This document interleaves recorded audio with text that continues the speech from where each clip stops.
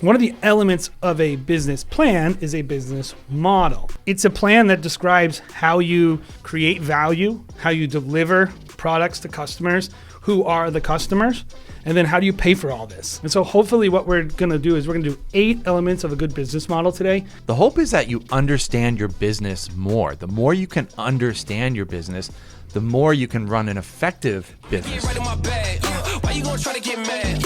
Everybody wanna keep up. Don't you know I move too fast? I'ma zip right past. Drip all on my swag. Hey everybody, and welcome to the Wedding Film School Show. My name is Jared, and today we have another awesome episode. We have an awesome episode every single week, but this is an especially awesome episode because we are kicking off the very first in a very dense series we are calling Your Business Plan Sucks. As usual, I have my co-host, Mr. Jason McCutcheon.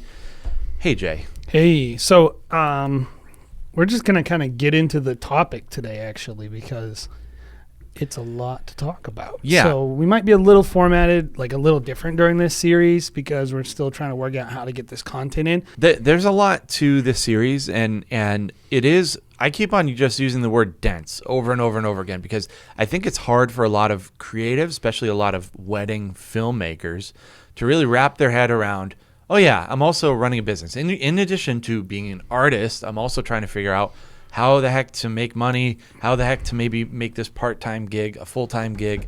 And also, I haven't gone to business school. There's a million excuses why people maybe won't seek out like an actual kind of business plan because it's hard, right? Well, I was thinking about it and I was like preparing for this episode and I kind of arrived on something we do that I think has helped us be successful, but also something that it's very non-intuitive for the average creator. Like we're going through like 8 questions you need to ask yourself to create a good business model. And that's what today's episode is. Your business model sucks, right? Because you don't have one. And I think at the end of the day, we were talking about like most people start their business because like you said it in the last episode about in the series, which was like we start their business to do what they love. And so their business starts with this product in mind. I want to make this, this makes me happy. I want to make this. Or I want to sell it for this much money or whatever. And a business model will actually tell you what to make. It's not the opposite. And I think a lot of people start with, this is what I want to make. Who can I sell it to? A business model will say, this is where the customers are. What are their needs? What do I need to make to meet their need and how much they're willing to pay for it? And it works the opposite. And I think the number one issue I see with creatives is like, they're so, how do I say this in a nice way? We're from New England. We don't say anything nice. That's true. They're like very self-centered in that like, it's all about what they want to do. Even when they talk about their customers, like I've heard people say something like, well, what I offer my customers is a relationship. And I'm like, actually, no, you're delivering photos and videos. Like no one is buying a relationship with you. That's part of how you get the photos and videos that you want. They're not buying a relationship. They're buying photos and videos. Like we can get down as much as we want, but at the end of the day, if you don't give them a photo and a video and you just hang out with them, they're not going to be like, what a great experience working with that person who never gave me a photo or a video. Or if you're late, like try being 3 months late on your deliverable and see how hanging out with them. And these are all fine. They're good things to do. I'm all about people saying part of my brand is the experience you have working with me. But that should be the result of determining your client's needs. Your processes should be the result of determining what your clients expect. Versus the opposite, which I think often ends up happening, which is, this is what I feel like doing. Who wants to buy it? Mm-hmm. That works sometimes too, but it's not the right way to build a business model. I think of selfishness, and I think you're right. I don't know if that's the right... I said self-centeredness. Self-centeredness, yeah, sure, because that was a nicer.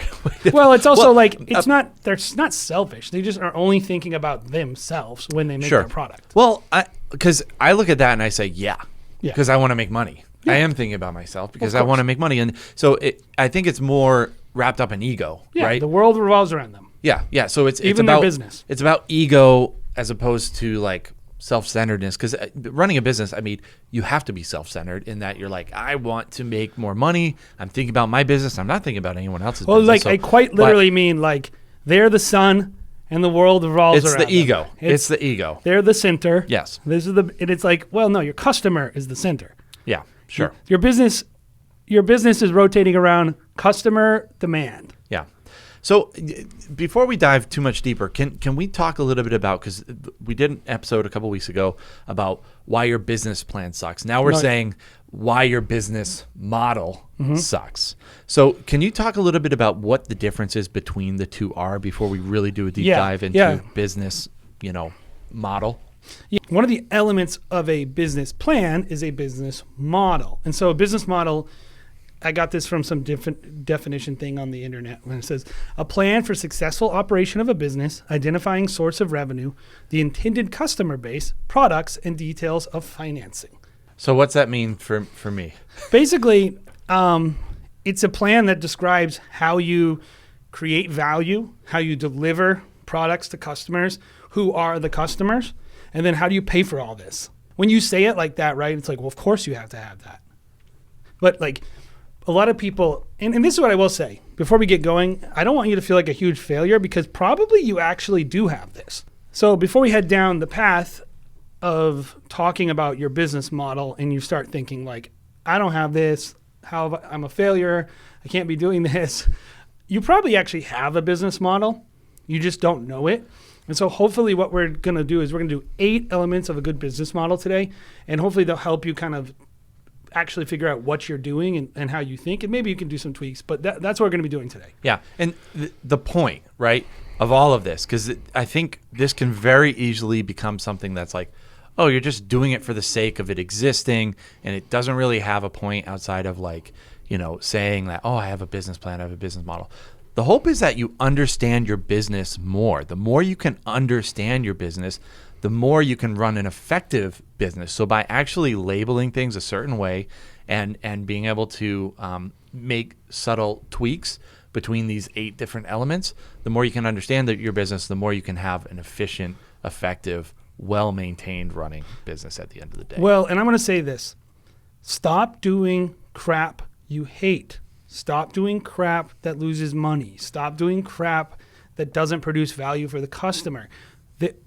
There's so many, I've been around a lot of wedding creatives, and there are so many things that happen in photo video businesses that don't produce they don't produce customer satisfaction, they don't produce money, they don't produce happiness in the business owner. Yeah, what you said something there. Stop doing stuff that you hate.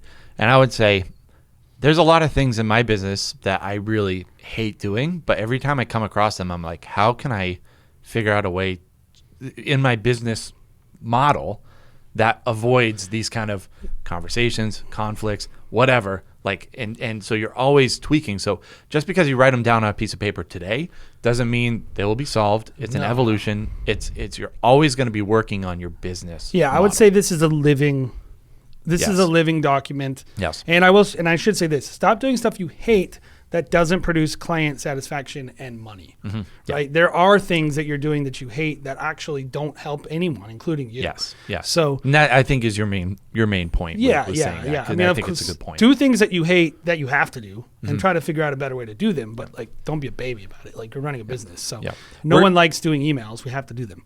Yeah, we're gonna hop into these 8 points, but before we do, because I think this will be a helpful definition. Can you talk about the difference between customer and client, and why you like the word customer a lot in these kind of 8 topics?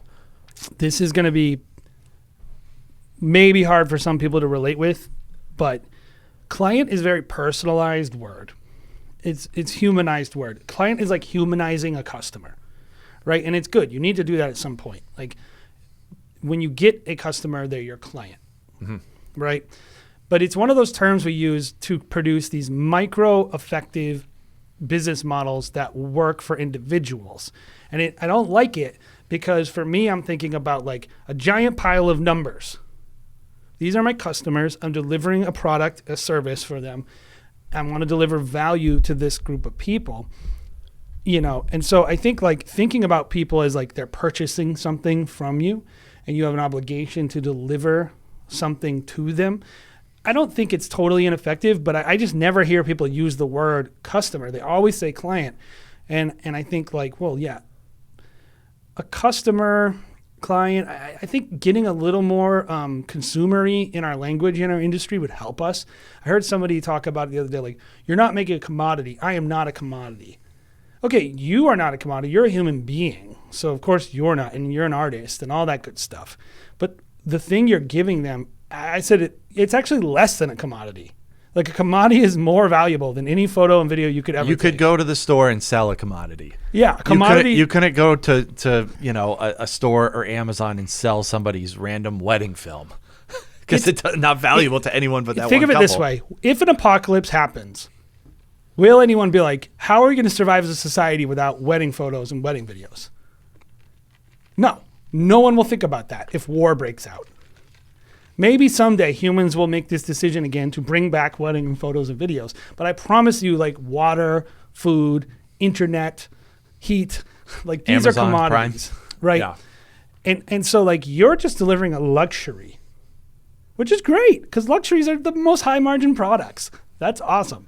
So like there's no such thing as price gouging on luxury. You could just say like, this car is worth $200,000. If you can't afford it, too bad.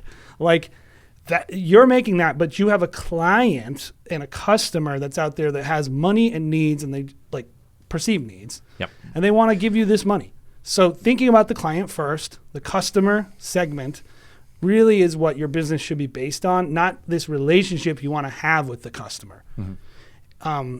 Even though that's part of it, I think like I heard someone say the other day, oh, I want clients that I like hanging out with. Okay. It's not how I would build my business model. Yeah, it's like it's low down on the list for me, I think, because at the end of the day, it's like I first priority is just put food on the table, make money, and then make art that I like, and then hang out with people I like. I'm like, nah, great if it happens, but also I deal with people that I don't like. I would actually say the majority of couples, I'm like, these rich a-holes, I don't want to spend any time with these people most of the time. I said it the other and that's okay. That is okay. It's just not part of your business model. And like, it's just my opinion. This isn't going to be the show for you if you want like touchy-feely people. If you want, we're just going to talk to you about running a business the right way as a wedding filmmaker. And like in the middle of all that, you're going to find customers you like. But like, here's my opinion. A real artist will make art regardless of if they're getting paid. So the artistic side of you shouldn't be exclusively serviced by the business side of you. Yeah. You should be willing to make art no matter what. You should be out there just creating art because you love it. So like we're talking about running a business. Yeah. So if you want to talk about creating art, just go create art. Do whatever you want. We're here talking about a business. So do you want to get into? Yeah. Real quick before we do, I just want to circle back to your client versus customer, because I do think that's an important thing, thinking about sales and really driving sales when you can talk about, hey, these are customers that we're serving. I would say there's a difference between outward-facing language and then inward-facing language. Like when you and I are talking, we're like, the customer, does this, this, and this. We've always really said the client, but I think we're starting to talk more that way, like, hey, the customer. And then I don't even call my customers a client to their face. I say, hey, the couple. That's our language, external language. Like, yes. Hey, every couple, we want them to feel like they have a say in their wedding film. I never say every customer has a say in their wedding film. Like, so there can be a difference there, but internally, when we're talking as a family, like as wedding filmmakers, I think it is important because we're talking about business here, guys. Like we're talking about actually selling a product, making money so that you can have a successful creative business. So, and also like I think it is a good point. We're talking about the things that frustrate you. And if you try to solve problems on a wedding by wedding basis, you'll never get to the point. Like if you're like, oh, this client or every client's different. So like there could be things that happen with one client that will never happen again. Mm-hmm. And you can make this pivot in your business to try to avoid it. And I'm like, don't do that. Yeah. Like just, you should be basing your business structure on a business plan that's designed to get you the end result you want. So let's get into what this is. Yeah. So here are the 8 elements needed to create a successful business plan for a wedding creative. I think this works for any business really, but we kind of tweaked it a little. I'm going to put a little link to the article that we used, which has 9 elements, and I don't want to give credit where credit is due. But we kind of tweaked it a little to, I think, fit better this more what I think is actually a wedding creative. So some of the things we're going to mention are maybe not the most wedding businessy language, but they're just actual business language. And that's a little bit on purpose because I think we want to change that conversation a little. I would venture to say, if you're a wedding filmmaker, this might be the first time you've ever heard of any of these terms ever. Yes, at least in these contexts as a wedding filmmaker. So, whatever. So the first thing that and by the way, I feel like this is in a specific order for a reason, and we're going to get to that at the end of the episode. But like, if you are starting with the final one, which is what most business people do, most wedding creatives, the last 2 is what most people go, oh, what do I want to make and how much money do I want to make? We are starting with customers.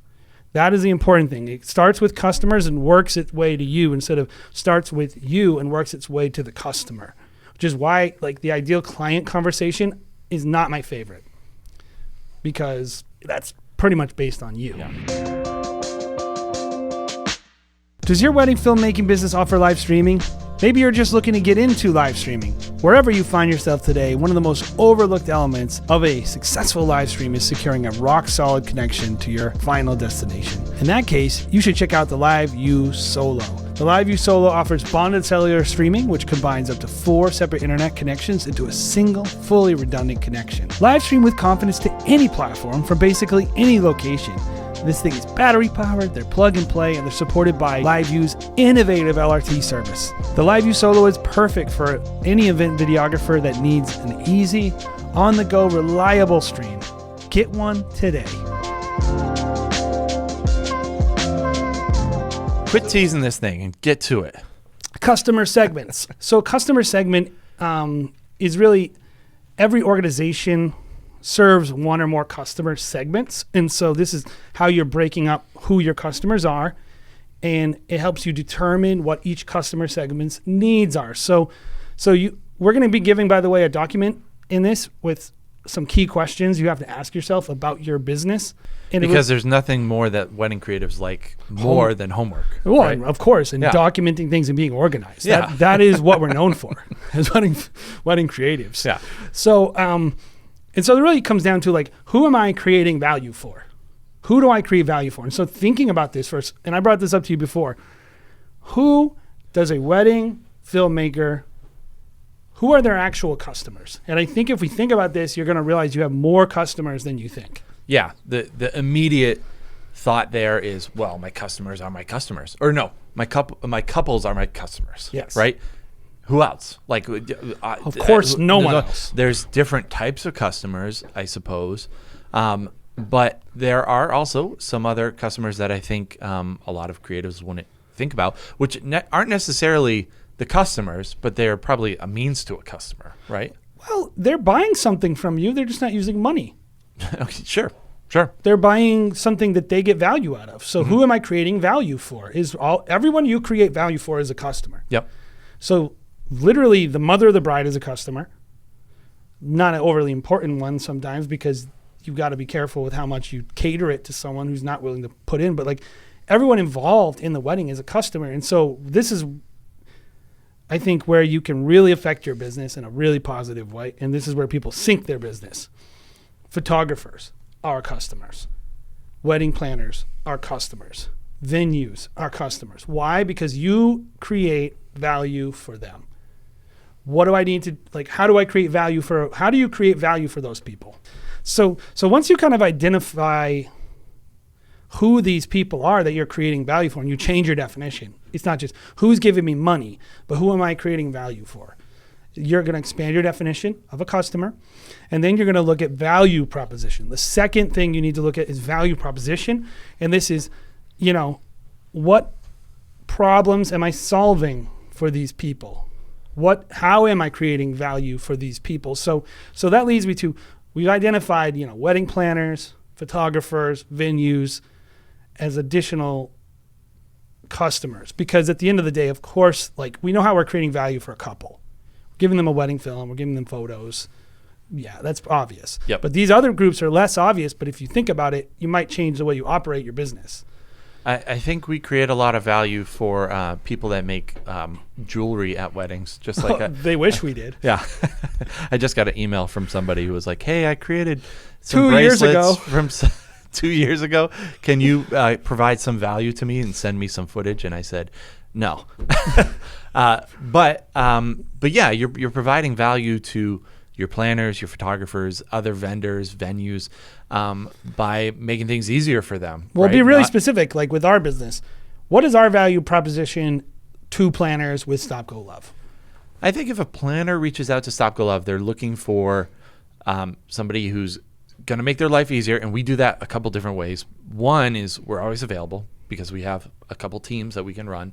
So planners will reach out to us. Like, we'll get those initial year and a half ahead of time weddings booked in the bag. Planners will reach out and say, "Hey, are you available 2 years from now?" Whatever.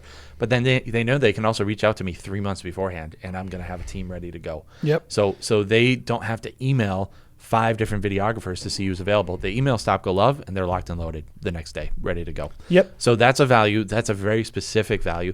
With a photographer, if a photographer is asked, who should we hire for videography?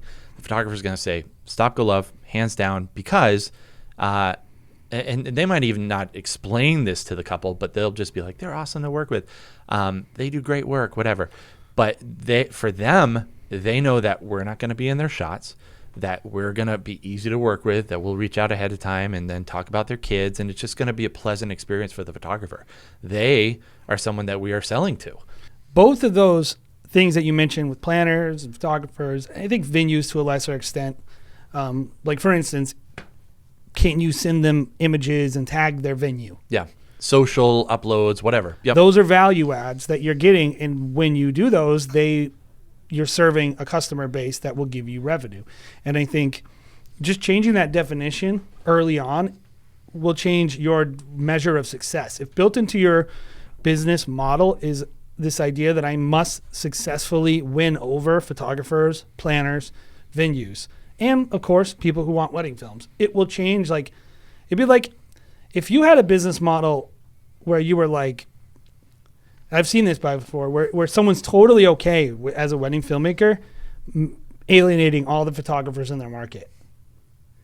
It's literally the same as literally just not giving people their wedding films in terms of the effect on your business. Yeah, I mean, we know some videographers who have had riffs with photographers, and the photographer ends up being pretty influential, and then that videographer might be like, well, I see 30 weddings, now I'm only seeing 20, now I'm only seeing 15, now I'm only seeing 10. That's the stuff that wears on your business over time. You might not see an immediate effect by it, but I promise you it wears on your business over the course of a couple of years until the point where maybe you can't even work anymore. Yes, and because they'll replace you with a new provider. Yeah. They'll replace you with someone who will be easy to work with, who they do like. Yep. Because they'll replace you. Those other people will replace you. And of course, let's talk a little bit about customers, like the normal traditional customer, the one giving you money. Why do you think some people fail to think through, what does the customer actually want when they're coming up with their packages and their services for their wedding creative business? Yeah, I think most people, and the reason why it's so hard for most wedding filmmakers, creatives, to really see the client perspective is because just people in general lack a lot of empathy. We are, we said before, inward facing. We're thinking about what do I want to create, how much money do I want to make, all these things. And that if that's where you're starting and not just thinking about okay, what does a client want? Then well, you made a great point. And I think it's something we've learned about as a society a lot in the last 2 years, which is empathy requires listening. Yes. Listening requires information and effort. And the average person doesn't spend any time trying to understand their customer segments and what's available.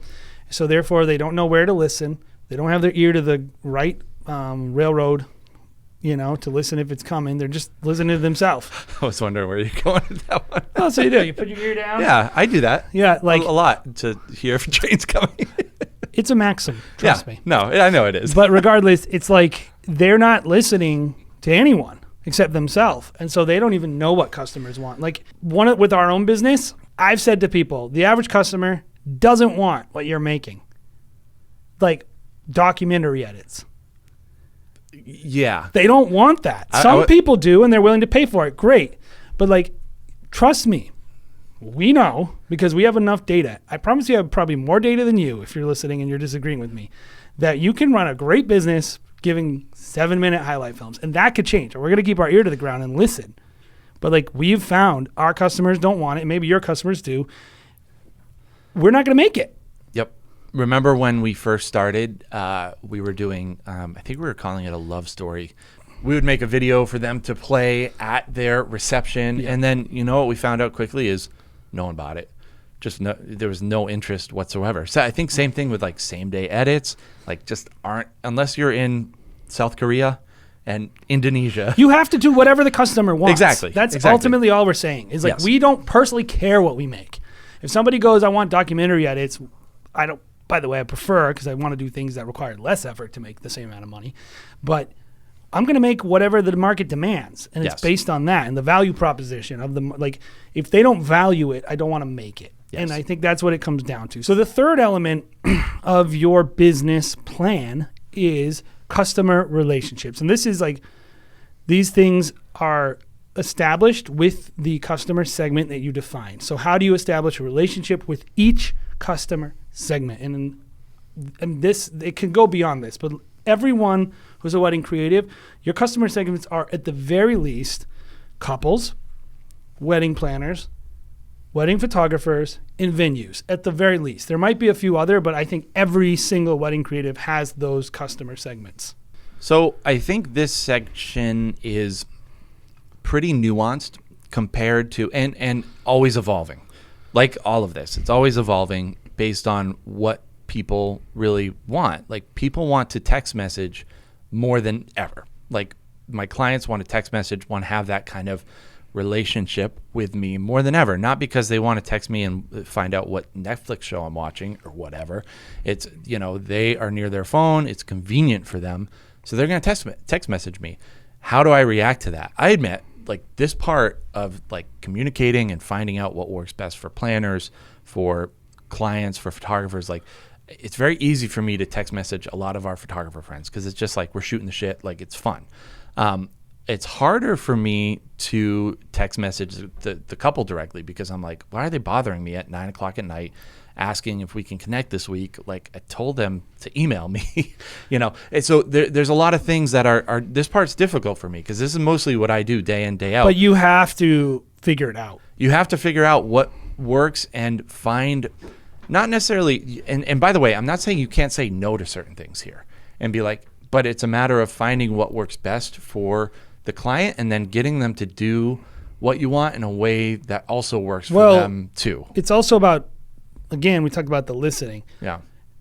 It's about determining what actually works best for each group because they're different. Yeah. Like, in my opinion, based on our customers, I can't speak towards all of your customers, but based on my relationships, planners, it's between email and phone call. If you really want to get stuff done. Yep.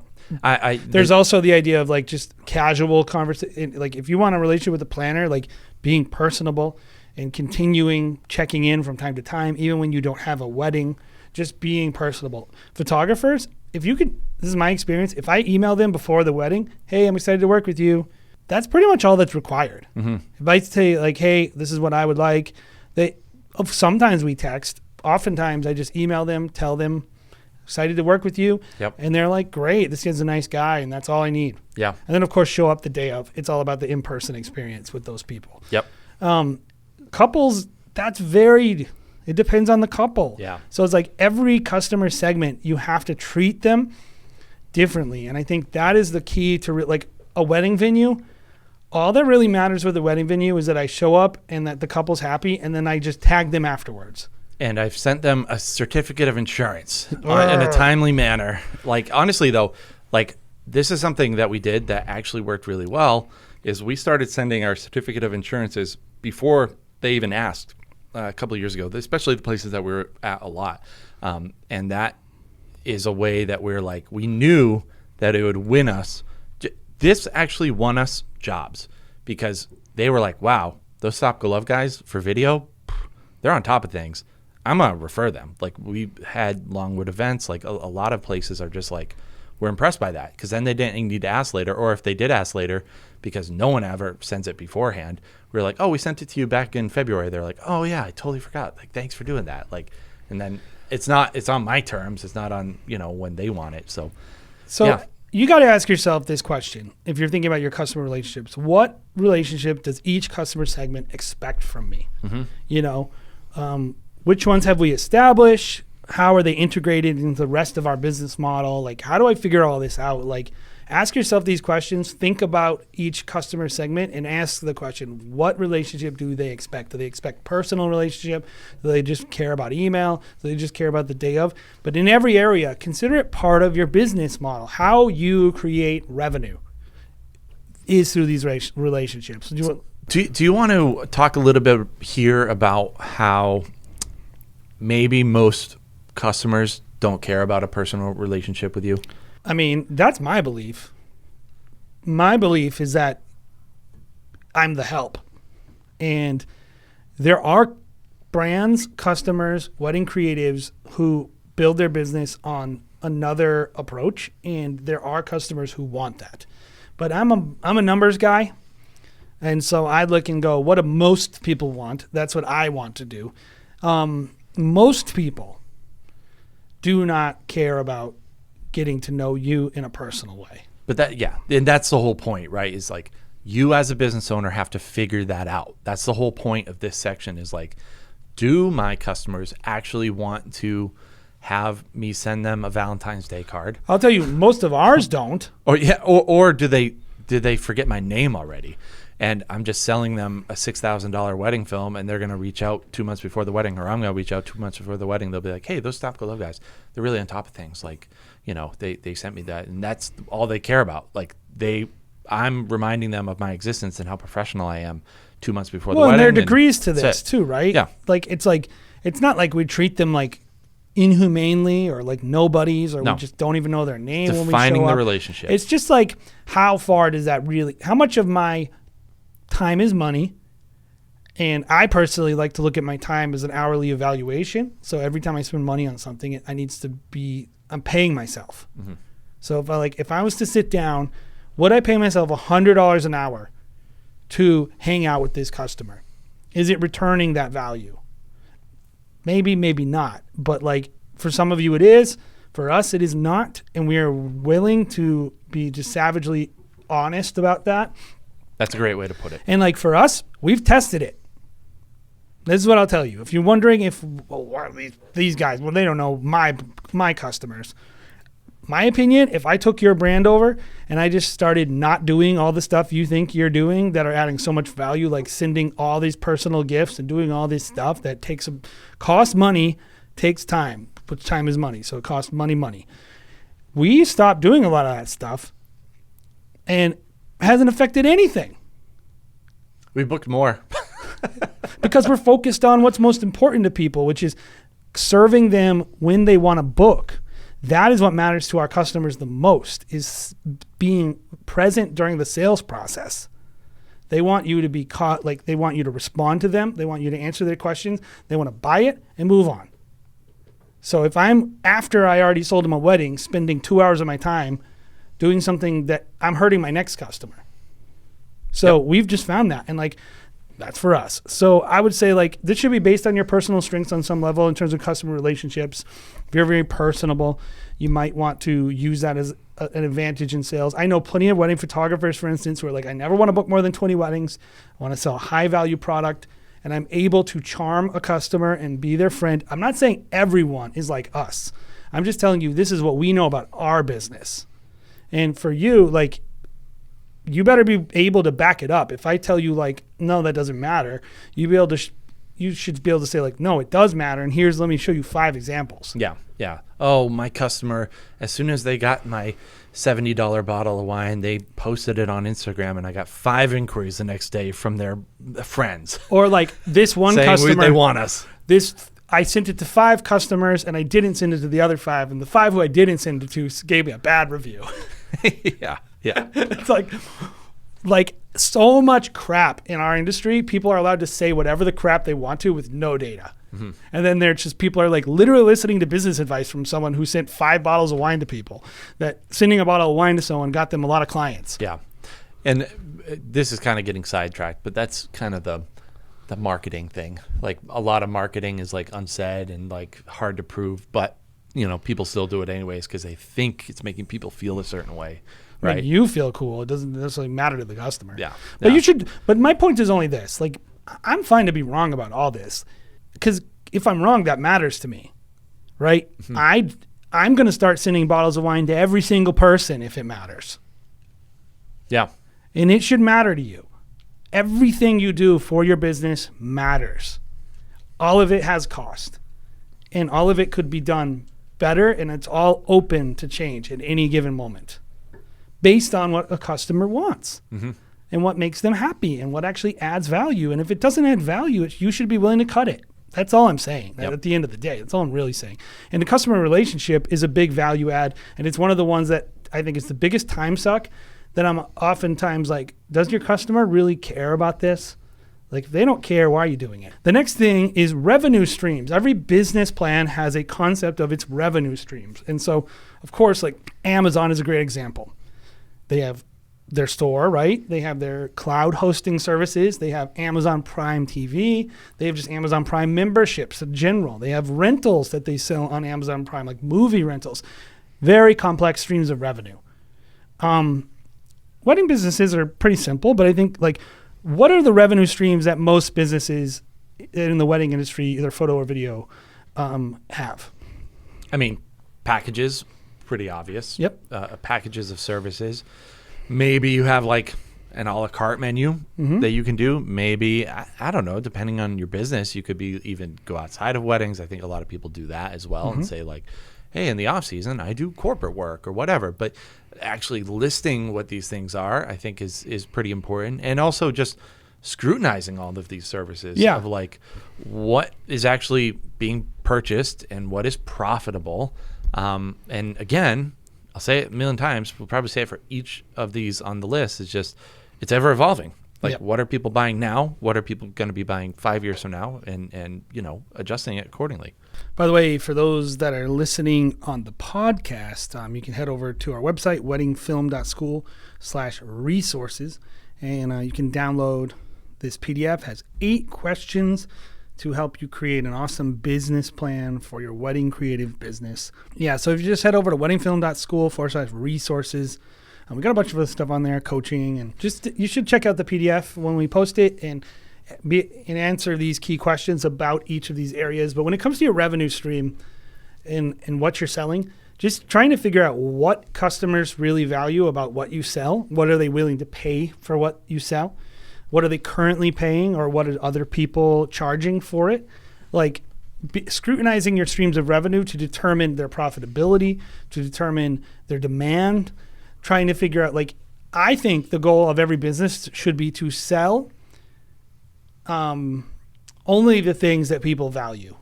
And if someone doesn't want it, get rid of it.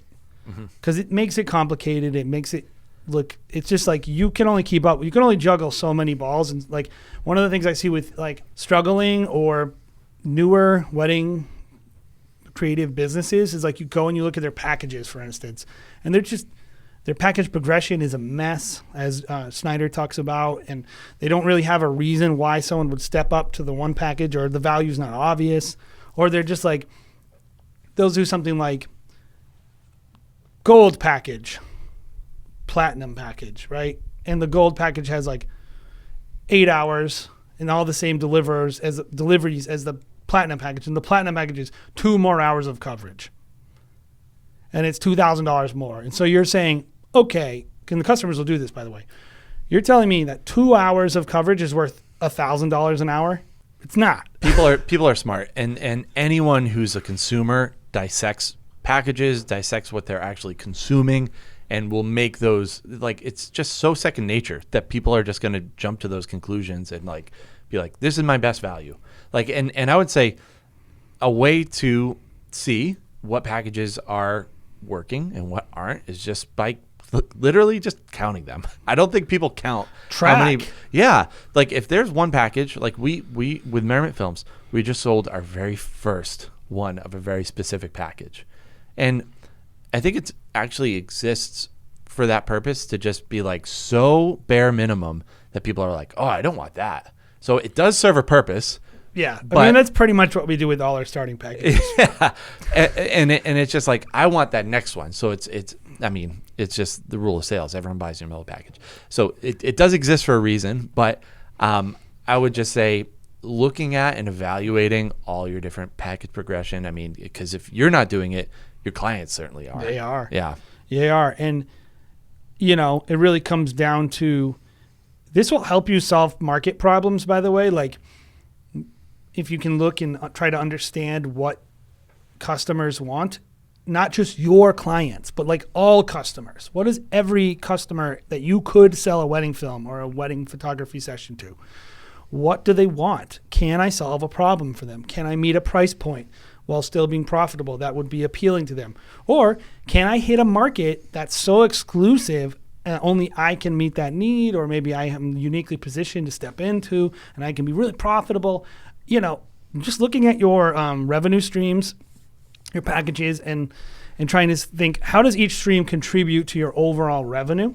For us, we look at add-ons, right? All the carts, me personally, I want them to be 10 to 20, like somewhere between 10 and 20% of our overall sales. Some people, prints or a la cartes, are like 40% of their overall sales.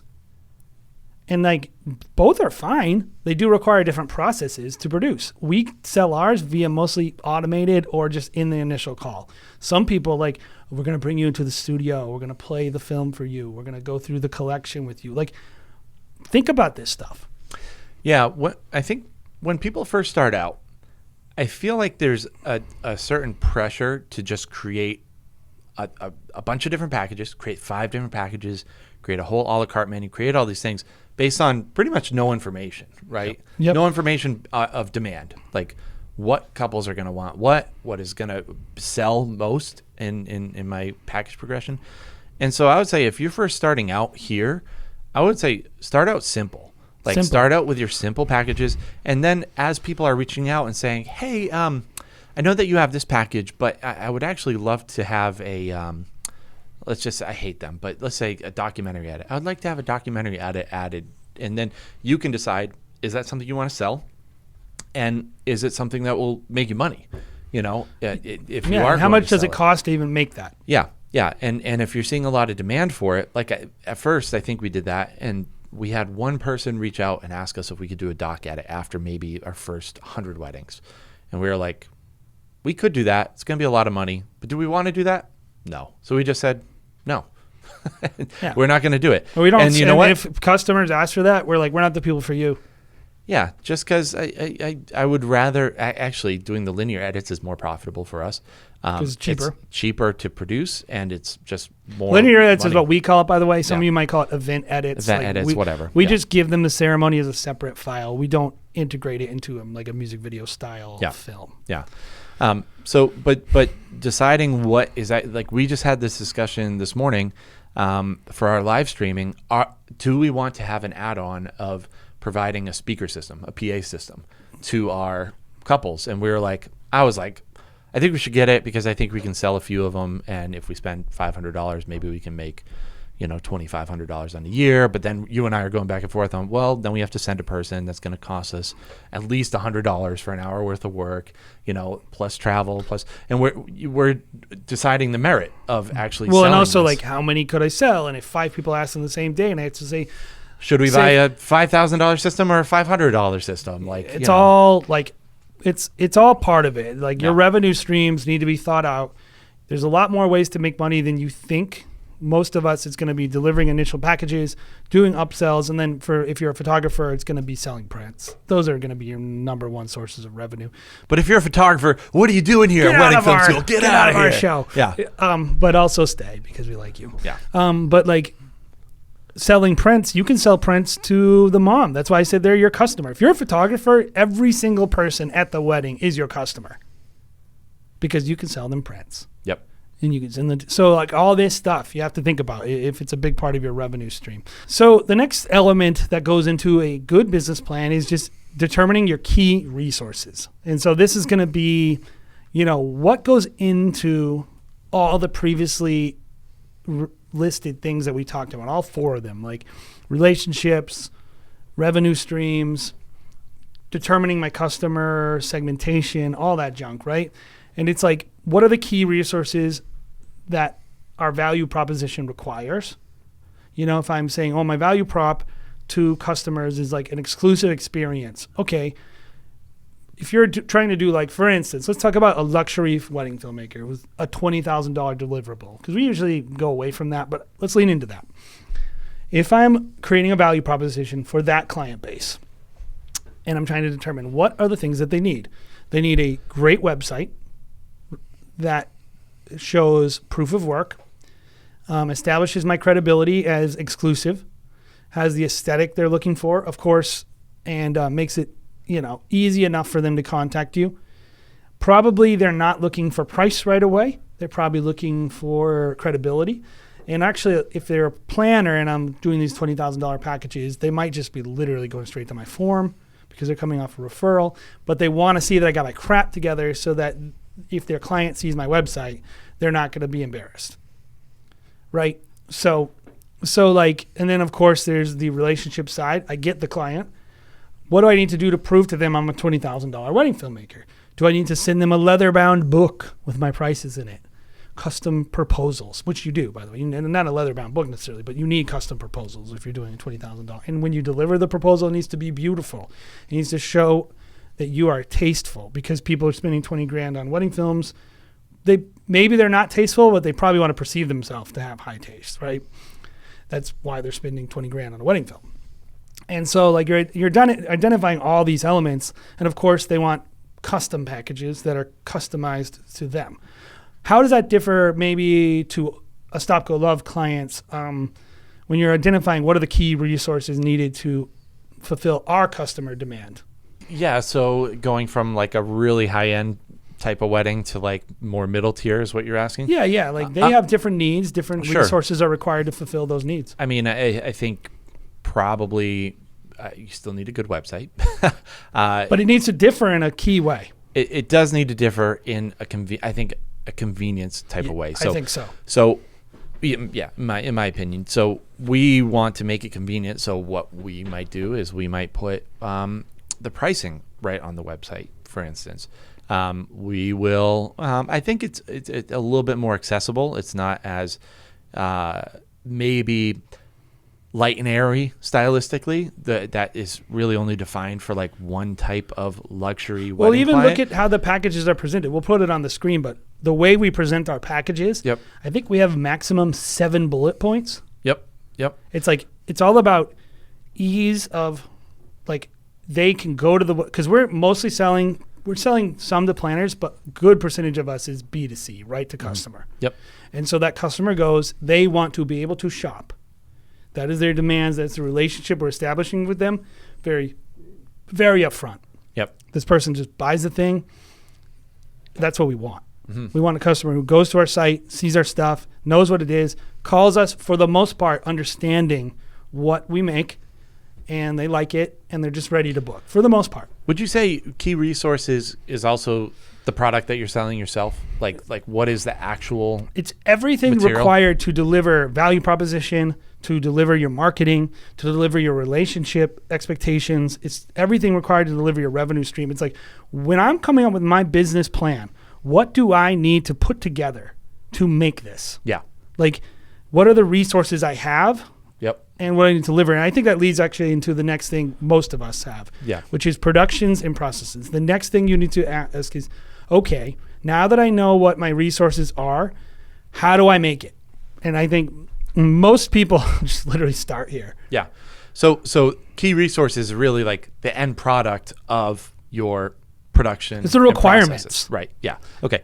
And production and process is really what you would compare to like your building materials, time, labor, sure, all of that goes into the actual resources that you're able to create. Your resources are the what, Yep, and the production and process are the how.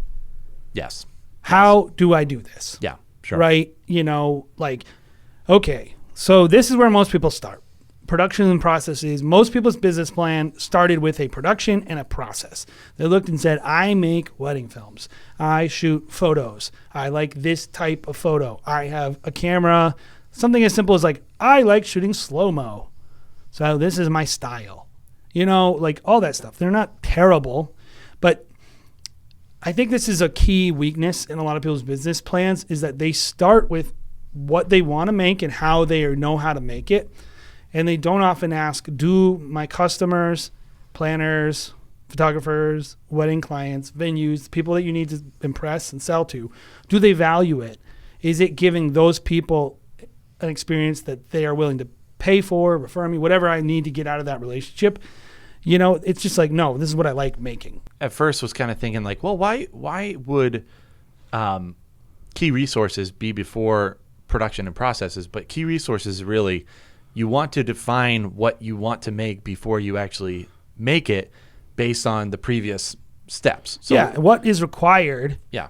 What are the materials? If you're in order to make a house made of ivory, I need this much ivory. Yes. And then you would ask yourself, how do I mill ivory? Yeah. But you wouldn't go I'm really good at milling ivory. I should build a house out of ivory. Yeah. It's well, no, there's not enough ivory to build you can't afford it. You can never afford it. If you made a house that expensive and you're a builder, no one would buy it. Yeah. It's if I shot if it was I'm going to shoot all my wedding films because I really stop motion. I'm just going to fire off shutters the whole time. It's you might want to do that, but you couldn't physically do it because you don't have enough card space or it's just impossible to produce. It takes too much time. And of course, no one would want to buy it.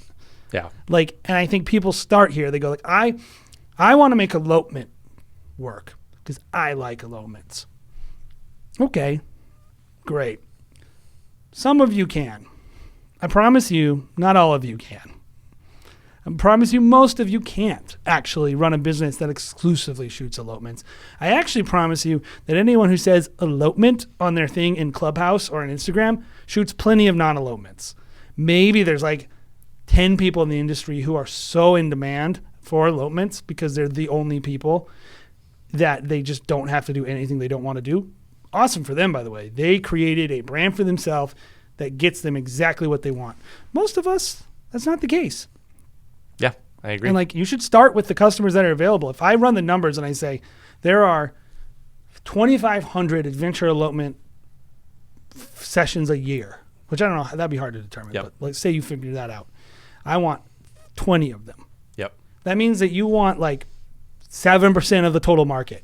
That's going to be hard to get. Yep. Maybe you can do it, maybe you can't do it, but it's that's really what we're talking about here is how do I make what I want to make? In order to determine that, though, you first have to determine what do people want. Yeah. And can I make it? You're talking about who is my customer and what do they want? How do I have to get that customer and sell what they want? Satisfy them. Satisfy them. And then what are the materials that I need to make in order to get there, Because if you do that, then you'll determine how much it costs. And that's what we're going to get to at the end. Yeah. Can I afford to make it in a profitable way? It's is there a customer that wants a film shot 16 millimeter? Yep. Maybe. How much would I need to charge to actually get them? Because we know it costs a lot of money to develop and digitize 16 millimeter film. So let's dive into the actual production processes. So that's going to be, do I need staff?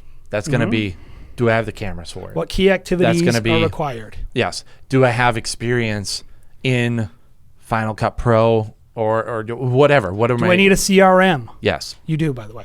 What are the channels I'm communicating on? Instagram, Facebook. Where do I need to succeed in my marketing? What are the relationships I have to maintain and how are those relationships maintained? Planners, you need to go to their planner parties. You need to reach out to them and say hi from time to time. Photographers, you need to be not a jerk to work with and be nice. Couples, you need to hit them on Facebook. You need to be at the knot. You need And there's two different elements here. It's processes, that's kind of more processes. Production is kind of the actual cranking on the actual material, and then processes is kind of how you work on that material and how you get it to the right people. It's all a part of making the customer happy. They're not separate. Yeah. like if you have this great deliverable that takes you 2 years to make, it doesn't matter. It's become a crap deliverable. Yep. So it's like a lot of people, they're not willing to count the cost. I mean, honestly though, I think this is valuable, and all this, it does kind of like leak into each other, but I think it is important to kind of work through what all these things are and really do like a deep dive and just really look in the mirror of what your business is, and like really defining each individual section. You want to be how they all work. You want to be Yeah. a lean, mean sales machine. That's it. Cut the crap out. Do things that make you happy. Yep. And like I promise you, just killing yourself for something no one cares about is not making you happy. So Yeah. the next one is really important, but we don't need to spend a lot of time on it because it's just really simple. But it is part of your business plan, which is key third-party partnerships. And this is going to be something as like simple as like, am I outsourcing my edits? Mm-hmm. Do I have a CPA? What are the third-party relationships you need? And some of them are things you might not think of. Like to me, I kind of think of HoneyBook as a third-party partner. They're our CRM. Yep. You know, they're part of how we run our business. When we have a problem, we're reaching out to them. We're talking to them. And so it's like, Vimeo, YouTube. sure. Yeah. Who are part of your, if you have associates / a studio or whatever it is, are they contractors? Are they employees? You know, if they're contractors, they're third party. Yep. And so like, who are the key relationships you need in order to, and this is not like a customer is someone who is going to buy something from you. A third party, and this is why it's different than maybe like a photographer or a planner or whatever, is like you need these people to make those customers happy. Yeah. Right? So a virtual assistant, if you suck at getting back to emails, they are a key third-party partner. Yeah. A third-party partner really like serves you versus your exterior planners, photographers, Yes. whatever. You're serving them. Yes, Right. totally. Yeah. So I think this is a big thing. A lot of people they gloss over it. And the reason why it's important to look at is because there will be costs associated with these people that need to be built into your package prices. Yeah. So like if every time you deliver a photo book and you don't know how much the photo book costs, and you didn't look at that before you determined the cost of the photo book, you could be selling something at cost, which is a waste of your time. You need profitability built into every part of your process. And that's why I bring it up. This part is overlooked because I think a lot of people listening to the show are self-operating, and they feel like I am doing everything by myself, and they don't really consider their partnerships here. They don't really like say like, oh yeah, well actually I should get a lawyer. I should get a accountant, CPA, whatever. And I'd encourage you that this is a spot that a lot of people put off for a long period of time with a lot of things. Obviously, if you're a videographer, you have Vimeo or whatever, like, maybe you have a CRM.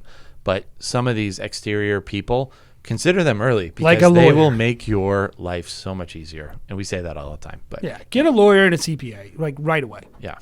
Even if you're just using them one time. Just Once get a a year, relationship. have a retainer with them and just bite the bullet and do it, because then when it pops up, you need it, you have it. Great. Yeah. So the last thing, all 7 of these elements should finalize the actual most important part of your business plan, which is your cost structure. Like this is how much, this costs to make. And I mention it all the time. What's your cost per wedding? What's your cost per season? Like, how much does this cost to make? Because the money left over is what you actually get to keep. Like, you don't get to just, if I sell a $5,000 package, I mean, it's very conceivable that many people are working on like maybe 30% profitability, which is perfectly acceptable for a business, but not acceptable if you think 100% is, if you go into it with a business plan that requires 100% profitability, which is what a lot of people do. And then they're like, I'm out of money. It's like, or like, oh, should I buy this gear? I don't know. What is your budget? How much does it cost to make it? I don't think, and I would venture to say, 95, this is just super Totally made up number. made up number. Well, based on the people we 99 know. to 95% have no idea how much their hourly cost is to run their business. Or even like per job cost. Because I don't think we even knew until 2-3 years ago. We Yes. had maybe had an idea, Yeah. but I think we have it down to like a pretty close dollar amount. I pretty much know at least how much it costs to produce every package that we sell. Yes. And I know I can predict most of our costs for the year. Like pretty good. And this has helped us make a lot of strategic choices.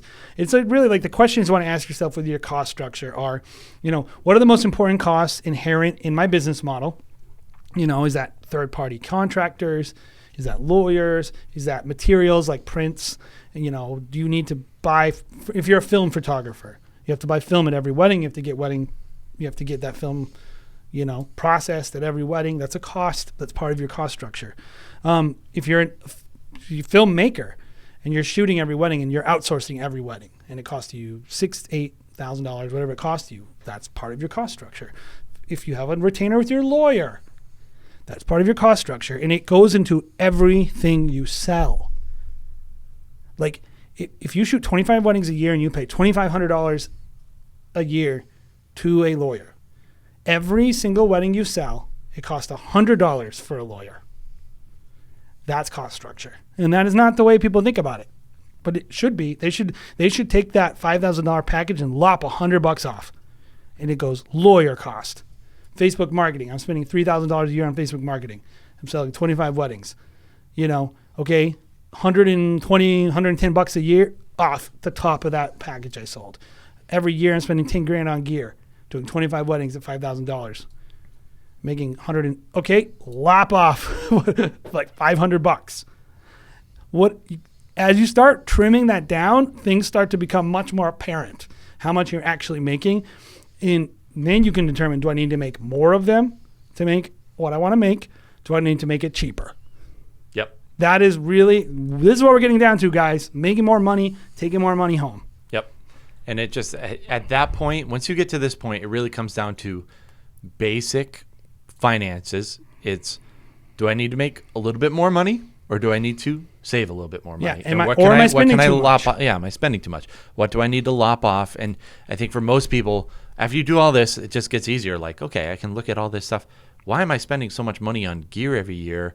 Do I really want to do that? Should I maybe cut that down from like $10,000 a year to $5,000 a year by just not buying every new camera that's coming? It forces you to ask the right questions of your business, right? Yep, and it gives you a path to profitability.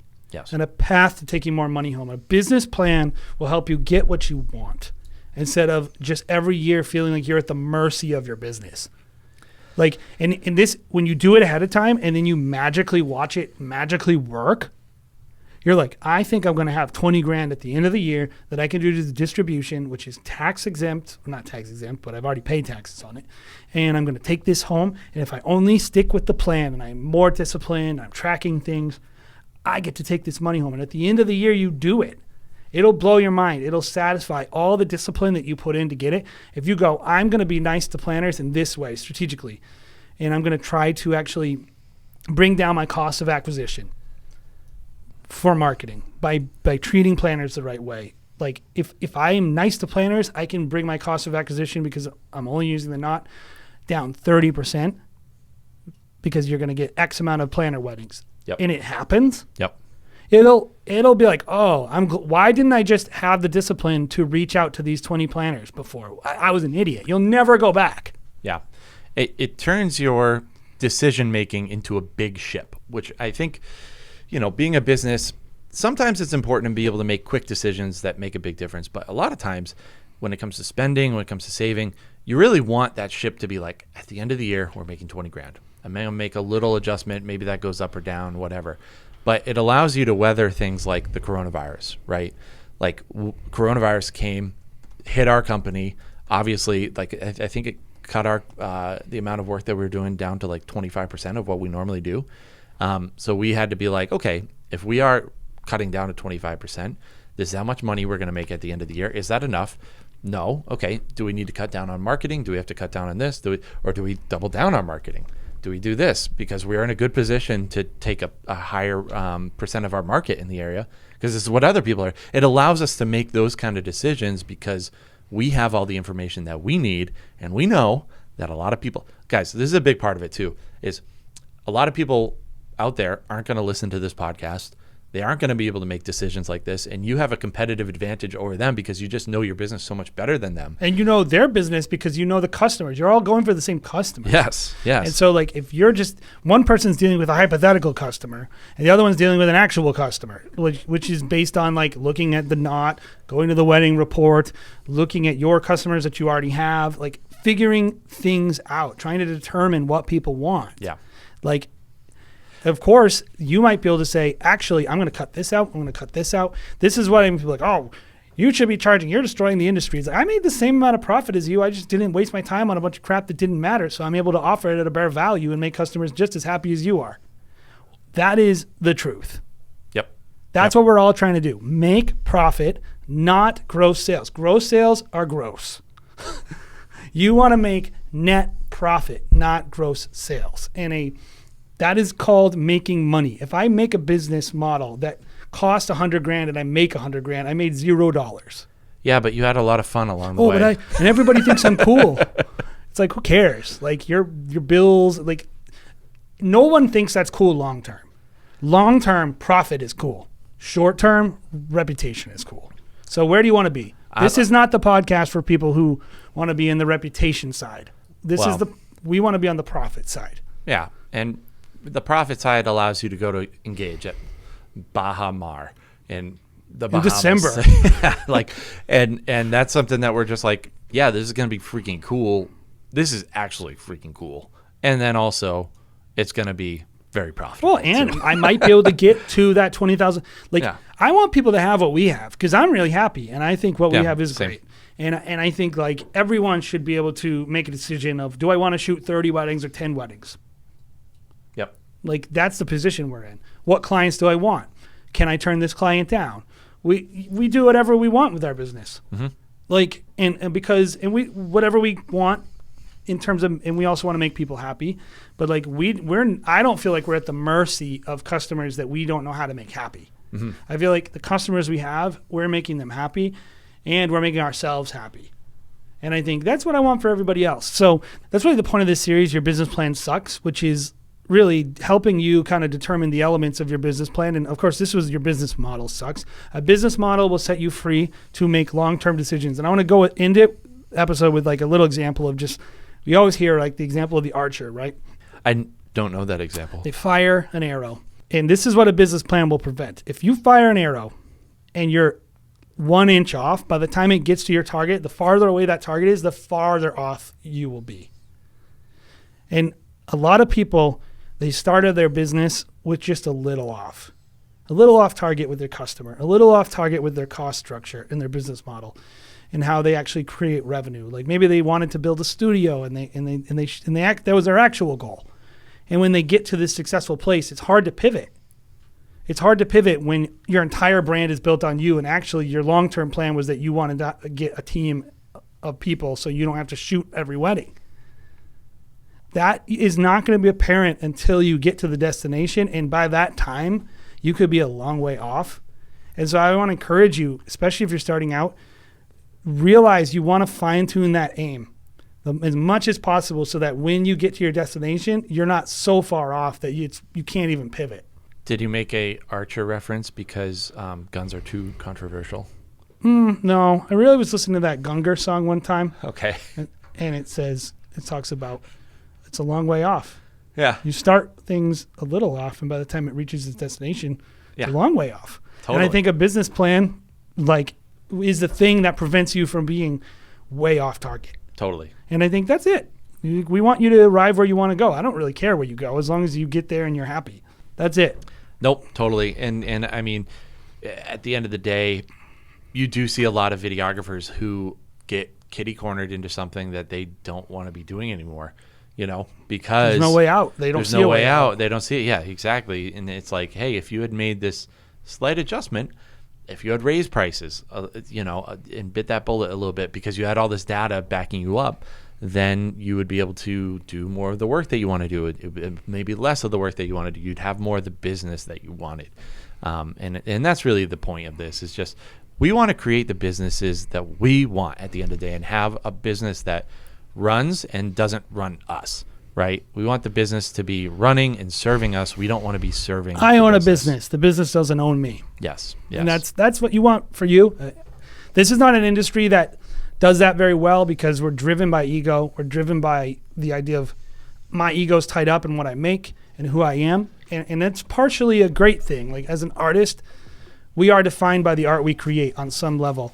But I want to free some people up a little bit in that they're not torturing themselves. So if you're listening to this, again, like I always encourage, head to our website, weddingfilm.school. If you're like, oh, those guys are not total idiots, I'd like some coaching. We have business coaching available on there. It's currently on sale at the time of this recording. If you're listening to this in a year, man, you're going to wish that you jumped in on this introductory price.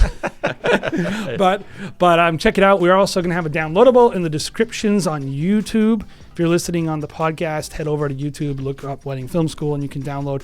We're going to have these 8 elements and then some questions you can ask yourself to help determine. I think this will be really helpful to you. Is just if you sit down 20 minutes, go through this little exercise.